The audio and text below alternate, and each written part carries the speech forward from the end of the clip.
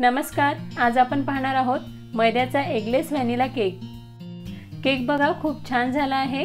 केकला जाडी पण छान आली आहे, एकदम सॉफ्ट आणि स्पंजी झाला आहे। चला तर मग रेसिपीला सुरुवात करूया। सगळ्यात आधी एका बाउल मध्ये 1 कप दही घ्यायचे। यातच 1 कप पिठी साखर टाकायची। दही आणि साखर चांगली फेटून घ्यायची। आता यातच 1 टेबलस्पून बेकिंग पावडर टाकायचे आणि हाफ टीस्पून बेकिंग सोडा टाकायचा। यामुळे केक मध्ये जाडी छान येते। हे मिक्स करून घ्यायचे आणि हे बॅटर 5 मिनिटांसाठी बाजूला ठेवायचे। तोपर्यंत आपण दुसऱ्या एका बाउल मध्ये मैदा गाळून घेऊया। तर 1.5 कप मैदा चाळणीने गाळून घ्यायचा। यातच हाफ टीस्पून मीठ टाकायचे। मैदा आपल्याला कंपल्सरी गाळूनच घ्यायचा आहे, कारण यामुळे केक छान हलका तयार होतो। हा मैदा गाळून घेतला आहे। आता हा साइडला ठेवायचा आणि आपण जे हे दही फेटून घेतले होते, पहा ह्या दह्याला छान फेस आला आहे। बेकिंग सोडा आणि बेकिंग पावडरमुळे दह्याला छान फेस येतो। आता ह्या दह्यामध्ये पाव कप आणि वरून 2 टेबलस्पून तेल घालायचे। पूर्ण अर्धा कप तेल नाही घालायचे, अर्ध्या कपापेक्षा थोडं कमी तेल घाला।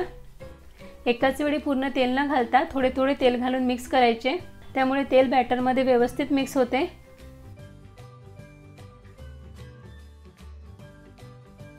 आता यात 1 टीस्पून व्हॅनिला एसेन्स टाकायचे।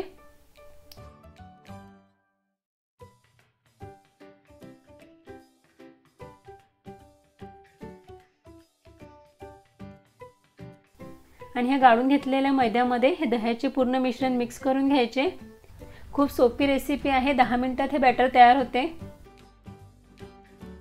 एकदम स्मूथ बॅटर तयार करायचे आहे। दही मिक्स करून झाल्यानंतर आता यात अर्धा ते पाऊण कप दूध घालायचे। थोडे थोडे करून दूध घालायचे, अर्धाच कप दूध लागते। हे बॅटर खूप घट्ट आणि खूप पातळ पण करायचे नाही, अशा प्रकारे बॅटरची कन्सिस्टन्सी हवी। हे आता आपले केकचे बॅटर तयार झाले आहे। आणि आजचा हा केक आपण कढईमध्ये बेक करणार आहोत, त्यासाठी मी कढई घेतली आहे। ह्या कढईमध्ये खाली स्टँड ठेवायचे आणि यावर झाकण ठेवून 10 मिनिटे कढई लो फ्लेमवर प्रीहीट करून घ्यायची। हा केक तुम्ही कुकरमध्ये सुद्धा बेक करू शकता। कढई प्रीहीट होईपर्यंत आपण हे बॅटर केक टिनमध्ये घालून घेऊया। केक टिनला आतून सर्व बाजूनी व्यवस्थित तेल लावायचे। यामध्ये मी बटर पेपर ठेवत आहे। जर बटर पेपर नसेल तर डायरेक्ट तुम्ही यामध्ये हे बॅटर घालू शकता।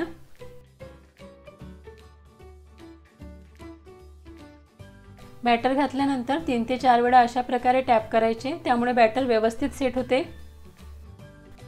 आता 10 मिनिटांनंतर कढई प्रीहीट झाली आहे। यामध्ये हा केक टिन ठेवायचा आणि झाकण लावून 1 तासासाठी हा केक लो फ्लेमवर बेक करायचा। पूर्ण वेळ गॅसची फ्लेम लोच ठेवायची आणि केकवर एकदा का झाकण ठेवले की सुरुवातीचे 40 ते 45 मिनिटं हे झाकण उघडून बघायचे नाही, नाहीतर वर आलेला फुगलेला केक खाली बसू शकतो।